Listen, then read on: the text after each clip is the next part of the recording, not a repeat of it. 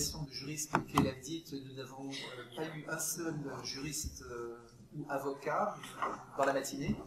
Et je pense que c'est une bonne chose. Et je pense que l'AFDIT, si ça peut être un lieu de rencontre entre nous autres juristes qui sommes un peu les adhérents naturels et nos interlocuteurs dans les spécialités, je pense que c'est vraiment une bonne chose et la vocation de l'AFDIT. Je vais dire un mot de présentation donc, de notre intervenant suivant, M. Jean-Paul Pinte. J'ai un long CV à décliner qui a été préparé. Donc, docteur en sciences de l'informatique, docteur en information scientifique et technique, titulaire d'un DEA en veille intelligence compétitive, maître de conférence à l'Université catholique de Lille. Vous êtes venu de Lille, merci beaucoup. Spécialiste de la veille de l'intelligence économique, qu'il enseigne dans plusieurs masters en France et à l'étranger, enseignant-chercheur au laboratoire d'innovation pédagogique de l'Université catholique de Lille. Vous travaillez sur l'identité numérique, les réseaux sociaux d'apprentissage, les tendances du web en éducation. Vous écrivez de nombreux articles, vous donnez de nombreuses conférences sur la cybercriminalité, les risques informationnels. Vous êtes expert scientifique au Conseil supérieur de la formation et de la recherche stratégique, membre expert de l'Association internationale de lutte contre la cybercriminalité et de l'Académie de l'intelligence économique. Donc merci beaucoup d'être avec nous aujourd'hui pour le sujet les risques de l'intelligence artificielle face au droit. Vous avez la parole, merci beaucoup d'être avec nous aujourd'hui. Merci beaucoup. Bonjour à toutes et à tous.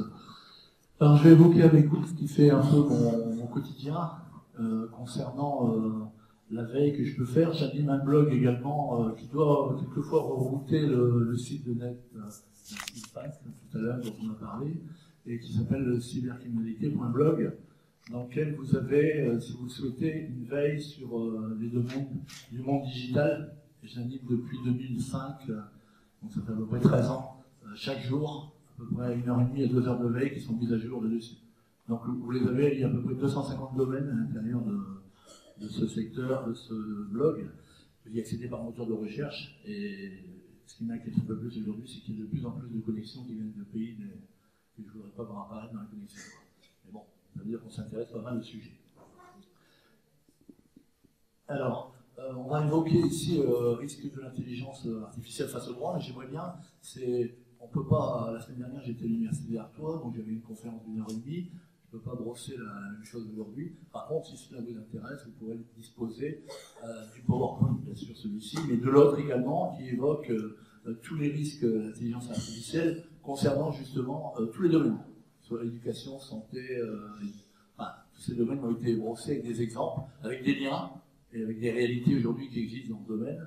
Alors, moi je ne suis pas juriste non plus, mais quand on s'intéresse à l'intelligence artificielle, on a une volonté, vous voyez, c'est ce qu'ils disaient en 70, c'est ce qu'on voulait, et puis aujourd'hui on s'aperçoit qu'on n'est toujours pas là, les experts d'intelligence artificielle disent qu'on n'est pas encore à ce stade-là, et qu'il va falloir encore de l'humain derrière, hein, même s'il existe des choses, je veux dire des choses pour les juristes, pour futurs avocats, juges, magistrats, qui ne font pas toujours plaisir, mais il y a des choses qui vont automatiquement se développer, et vous ne pourrez pas aller à l'encontre de tout cela.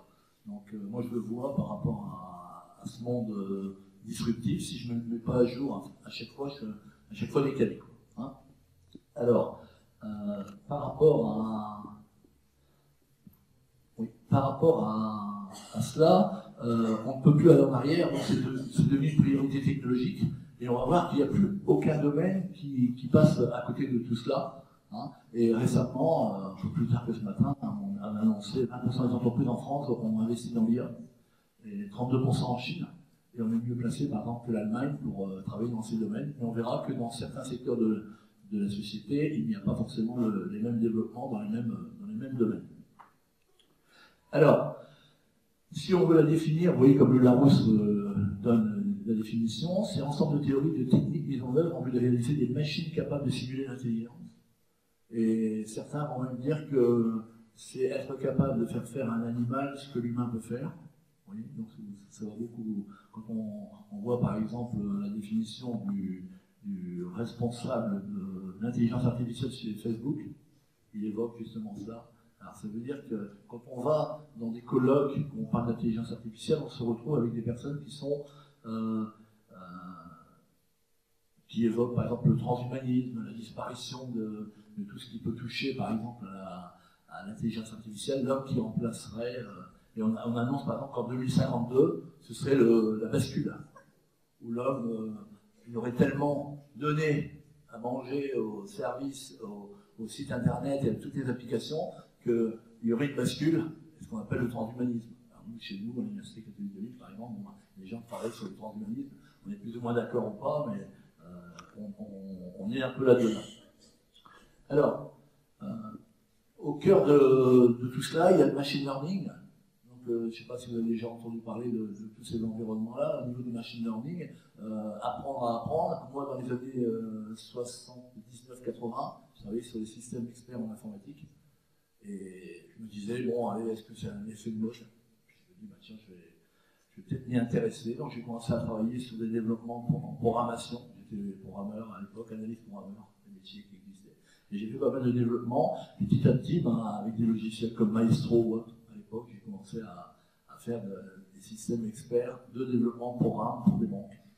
Et puis, c'était le début, je voyais les postes étaient responsables de l'intelligence artificielle dans des chambres de commerce, etc. Je me disais, tiens, c'est peut-être un créneau. Mais donc, tout ça, ça a refait un flop. Et aujourd'hui, on revient dans des valeurs un peu plus sûres, parce que c'est mature. Aujourd'hui, on peut dire qu'il y a quelque chose qui se passe. Et si vous faites une veille régulièrement sur le sujet, vous allez voir qu'il y a des réalités vraiment sur le terrain. Donc, on va travailler sur des algorithmes. Je vous conseille, si vous voulez voir un peu comment sont travaillés vos... Par exemple, je suis spécialiste, par exemple, de la fouille de données dans le web, dans le deep web, et aller chercher l'information dans le dark web. Et on va voir qu'il y a des algorithmes aujourd'hui et des outils qui sont très peu utilisés qui permettent de cartographier des informations et par tâtonnement d'aller faire un ADN numérique. Tout ça, c'était ce qu'on appelait des agents intelligents. Dans les années 90, des agents intelligents, il y a des moteurs qui sont morts, qui ont été remplacés par d'autres moteurs qui sont devenus des agents intelligents. Alors on va voir que sur l'intelligence artificielle, si ça vous intéresse, vous allez voir l'ouvrage de Dominique Cardon, À quoi rêvent les algorithmes. Un ouvrage très intéressant, vous verrez un petit peu comment, quel que soit le domaine, on doit s'impliquer dans ces espaces avec des outils qui sont aujourd'hui à disposition de tout le monde. Alors moi, par exemple, dans mes enseignements, si je fais de la veille juridique, j'ai des outils d'agents intelligents qui vont aller faire des cartographies en veille juridique et qui vont éviter à l'étudiant de passer son temps à aller chercher telle ou telle info de manière manuelle. Ça va lui venir de manière intelligente et pertinente, avec des critères bien définis. Alors, quelques exemples de la vie réelle. Si vous êtes abonné à Netflix, le rêve, c'est de dire mets-moi quelque chose qui me plaise. Automatiquement, vous voyez bien qu'il vous génère une intelligence artificielle qui va dire bah, tiens, puisque vous avez regardé ce film, voilà ce que je vous propose. Donc, on a tous des systèmes comme ça, on est capable de le faire pour chacun des domaines de l'intelligence artificielle. C'est-à-dire qu'on est capable, quel que soit le sujet, de faire dire des choses, mais on reste bien, moi je reste sur cette idée-là, que quand on fait un travail sur l'intelligence artificielle, quand on va créer des systèmes intelligents, on doit se dire qu'à la base, c'est quand même l'humain qui va fournir des données. Et vous allez le voir, plus vous avez donné à manger au GAFA, au BATX et au NATU, on va en parler après, vous allez voir, plus vous allez donner ça, plus vous allez générer de la donnée. Et ce qui est le plus grave en termes aujourd'hui en termes de droit, etc., c'est qu'on craint une attaque d'injection de données dans le big data, de fausses données dans le big data. Donc on a déjà du mal à s'en sortir pour trouver l'info. Donc là, il faudra aller beaucoup plus loin, avoir une expertise un peu plus grande. Donc les systèmes de recherche intelligents vont aider tout cela. Alors je vous donne des exemples avant d'arriver au droit. Vous voyez, ici. Ici, on a par exemple l'entretien d'embauche. Il y a des exemples qui existent. Si vous allez sur le blog, vous verrez. Alors vous imaginez, on met un lot de personnes, on dit voilà, il y a eu 50 CV qu'on a retenus, il y en a 150 qui sont partis à la poubelle, 50 qu'on a retenus, on les met dans une moulinette et on fait tourner vous imaginez un peu le risque d'erreur. Donc quand je parle des risques, c'est qu'on peut se tromper sur la personnalité de quelqu'un, on peut être complètement... on On verra même que quand on fait de l'analyse, par exemple, de crime, criminologie ou autre, on peut également avoir des indices qui nous amènent vers d'autres indices, mais pas forcément être dans le vrai.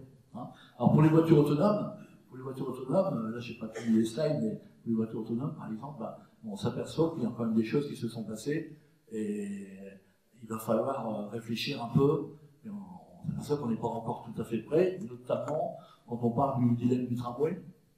On a la même chose en droit, on va condamner quelqu'un, mais derrière c'est par rapport à des algorithmes, je m'imagine mal faire tout ça. Le tramway, qu'est-ce qu'on fait? On dit, je ne peux pas arrêter la voiture, d'un côté je vais tuer 2 filles, 2 hommes, une femme, et de l'autre côté, de toute façon je passe à côté, mais je me prends un pilote, mais je vais tuer 3 femmes et puis 2 hommes âgés. Donc des 2 côtés je vais tuer des personnes. Qu'est-ce que vont faire les algorithmes? Il n'y a pas de solution, on va tuer quelqu'un. Donc vous voyez, toutes ces décisions-là, on doit les peser. Et quand vous travaillez avec Renault ou autre, ils travaillent sur cet algorithme dilemme de tramway. Hein. Alors, les robots qui vont s'intégrer dans tout ce qui est, je dirais aujourd'hui, les différents métiers. Vous voyez que la France, ici, ça ce sont des chiffres de l'an dernier, hein, de 2016 même, mais quand vous voyez que la France, elle intègre quand même pas mal la robotisation dans toutes ses tâches. Et aujourd'hui, par exemple, moi, dans l'enseignement, par exemple, je vais intégrer des systèmes intelligents pour pouvoir apprendre et apprendre, ce qu'on appelle l'apprenance, et ça fait 10 ans que je le fais. Par contre, aujourd'hui, comme c'est bien plus mûr, pour moi, je vais pouvoir intégrer ces outils et dire à mes étudiants, voilà, on va fonctionner de manière, par exemple, avec des réseaux sociaux, et puis la veille qui va s'automatiser, etc. Et ça change absolument tout. Par contre, le corps enseignant n'est pas toujours prêt à cela. Alors, moi j'ai un cours en droit de la matière pénale en cybercriminalité. Bon, on a créé un espace comme ça intelligent où on va faire en sorte de créer des rapports, des fiches synthèse actions de veille intelligentes sur les sujets. Hein. Alors, par rapport au droit, par rapport au monde du droit, comme tous les autres domaines, c'est redevenu contemporain, c'est-à-dire qu'on en reparle, et je répète, il n'y a pas un sujet qui échappe à cela. Et la semaine dernière, quand je citais des exemples, justement, c'était il y a une semaine, surtout les cas de figure par rapport à l'intelligence économique, il y a des personnes qui me disaient, mais où va-t-on, quoi? Et si on fait une veille multilingue, on s'aperçoit que chaque cas a été au moins testé, et il y a des résultats qui sont sortis pour chacun des cas, quoi. Donc on va vers ce qu'on appelle une humanité augmentée, et donc c'est de nouvelles perspectives qui vont s'ouvrir, bien sûr. Et on voit apparaître des outils qui sont de plus en plus professionnels dans le domaine de l'intelligence artificielle, que l'on peut coupler aujourd'hui à un travail dans une activité. Dans le droit, par exemple, on sait très bien que quand on a une masse de données, un corpus de données, on va pouvoir, comme moi je le faisais quand je fais mon DE à Marseille, en 99, on avait un corpus de données, on le mettait à l'intérieur un corpus de brevets, et on retirait les brevets les plus pertinents, voire les faux brevets, voire les brevets qui... Donc on était capable de faire ce qu'on appelait la bibliométrie, data mining. Aujourd'hui, vous faites du big data, et c'est du réchauffement, enfin, quand on réchauffe le data mining de l'époque. Alors, ça rentre de plus en plus, vous voyez, et puis si vous allez sur le site, si vous prenez le PowerPoint ici, vous pourrez cliquer et obtenir l'étude qui a été réalisée, qui montre, vous voyez, la rapidité avec laquelle on peut travailler avec des nouveaux systèmes d'intelligence artificielle. 26 secondes, on a analysé 5 contrats, quand des professionnels passent en moyenne 92 minutes à les étudier. Alors tout ça, ça demande, derrière, on va vous dire, ok, mais il faudra quand même quelqu'un qui vérifie s'il n'y a pas des choses qui vont passer au travers. Alors c'est toujours ce qui arrive, alors, dans des colloques ou autre, quand on parle d'intelligence artificielle, vous allez toujours avoir une partie qui va dire, oui, mais je crains pour mon travail, que va devenir l'humain, etc. Mais quand on montre les réalités du terrain, et qu'on dit le temps qu'on a pu gagner, par exemple, dans le domaine de la santé, le temps les vies qu'on va pouvoir sauver aujourd'hui en intelligence artificielle, c'est énorme, énorme.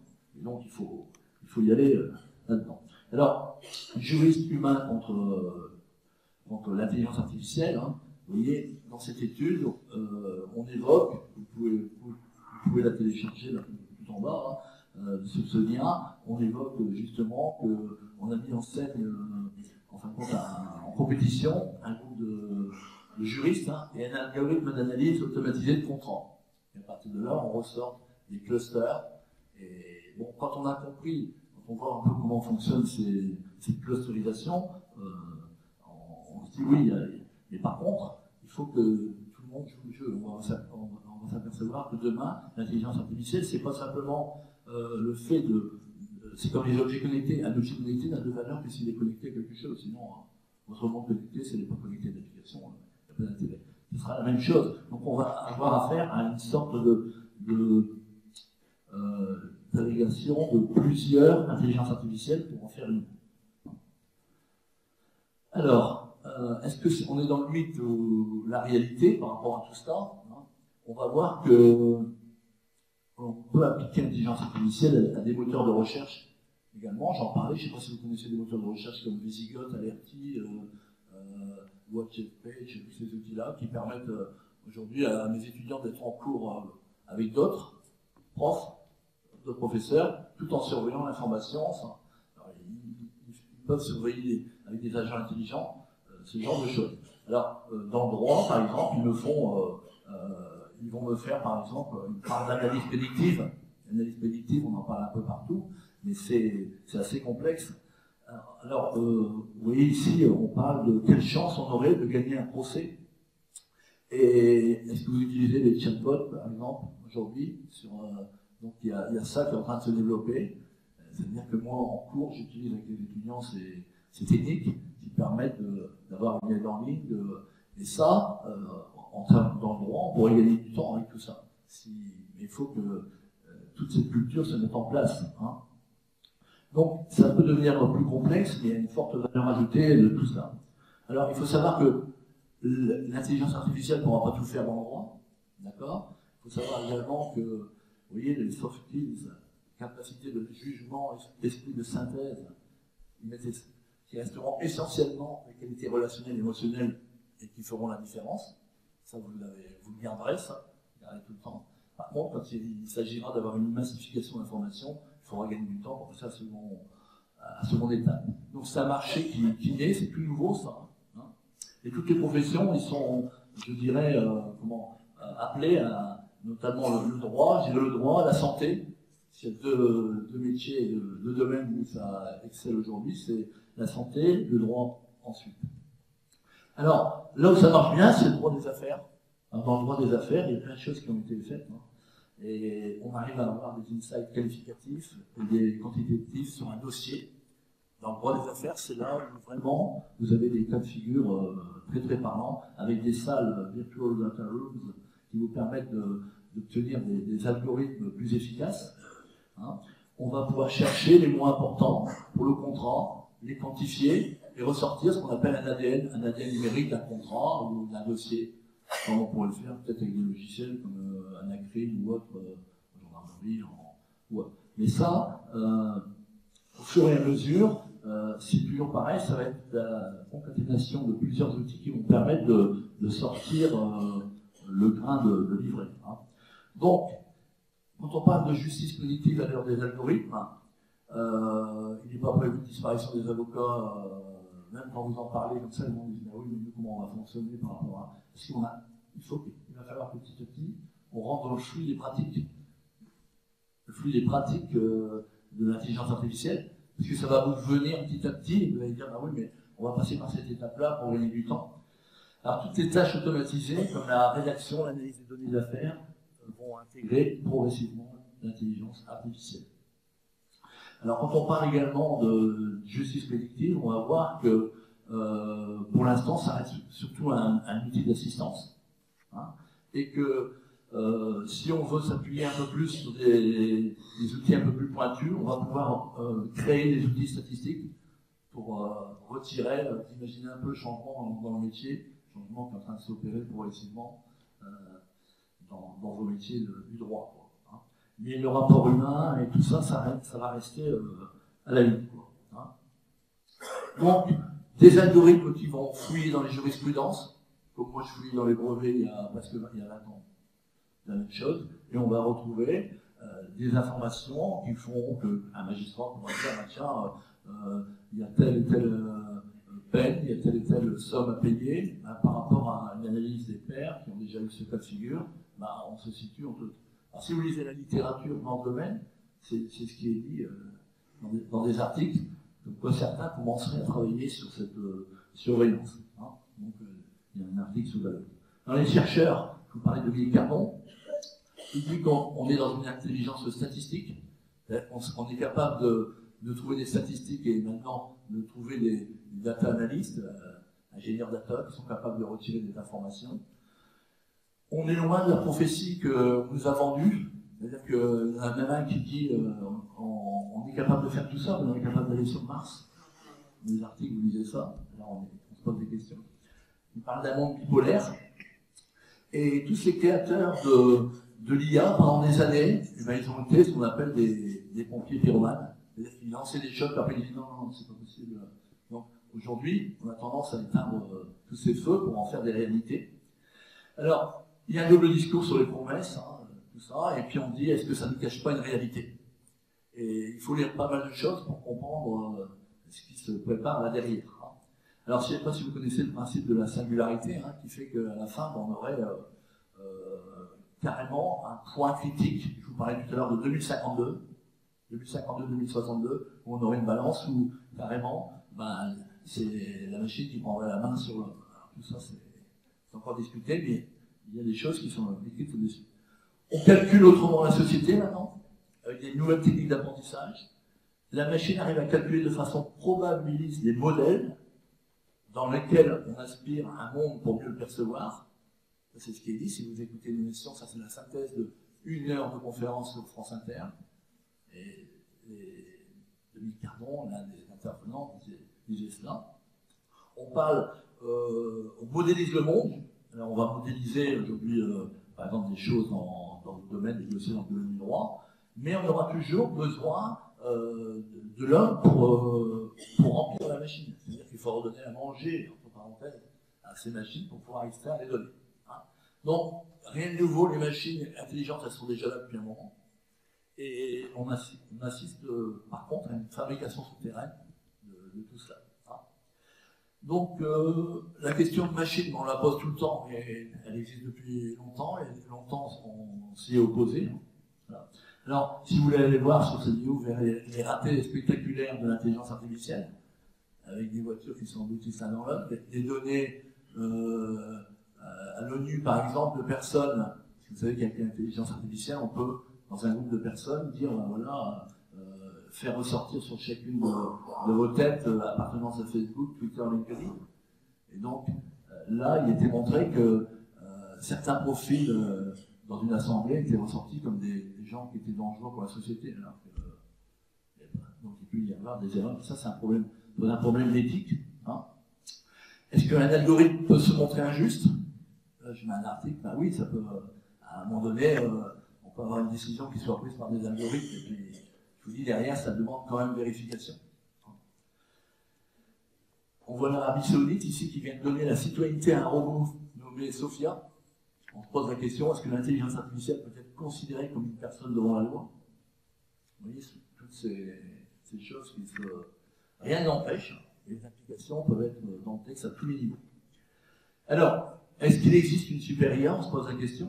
Il y en a qui ont travaillé, c'est chez OpenAI, qui travaille, c'est un groupe qui travaille sur AGI, et qui ont appris en observant les humains par interaction.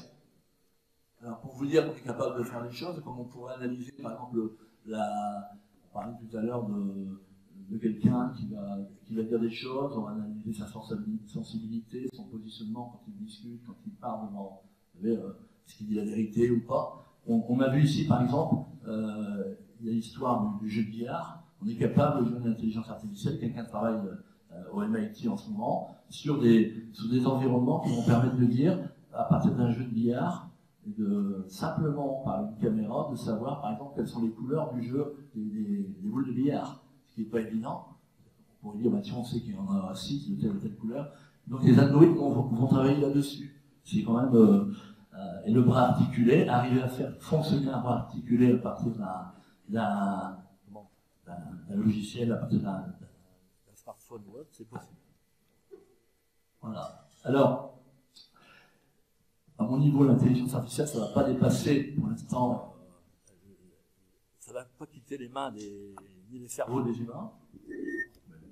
Oui. Et pour comprendre ce qui nous attend, vous voyez, il y a Kevin Kelly, qui est un des experts du sujet, qui dit qu'on va avoir une cognitisation du monde de l'intelligence artificielle, qui fait que si on partage ces données, c'est-à-dire que si on accepte, par exemple, dans le monde du droit, de partager des données de manière intelligente, on va pouvoir, parce que quelqu'un dans son coin ne peut pas générer, je veux dire, une intelligence artificielle intelligente. Quoi. Donc vous voyez, il va falloir qu'on se mette à plusieurs pour cela. Alors, attention, dans les données que vous allez gérer, il va falloir intégrer dans le temps les GAFAMI, les VATX et les NATU. Alors, GAFAMI, vous connaissez, Google, Facebook, Amazon, Microsoft, mais derrière les VATX et les NATU qui sont les équipes. Donc, si il y a le... Donc, si ça, vous connaissez le rapport Villani, si ça vous dit quelque chose. Donc, à l'intérieur du rapport Villani, on va voir qu'il est signalé qu'il nous manque aujourd'hui des compétences pour avancer dans le sujet. Énormément de compétences. J'ai vu des personnes qui étaient spécialisées dans les statistiques et mathématiques, qui quittaient leur travail pour aller justement travailler dans les sociétés spécifiques de Big Data, par exemple, et Open Data. Donc, on va voir également qu'il y a une volonté de tirer parti de l'intelligence artificielle pour améliorer ses services.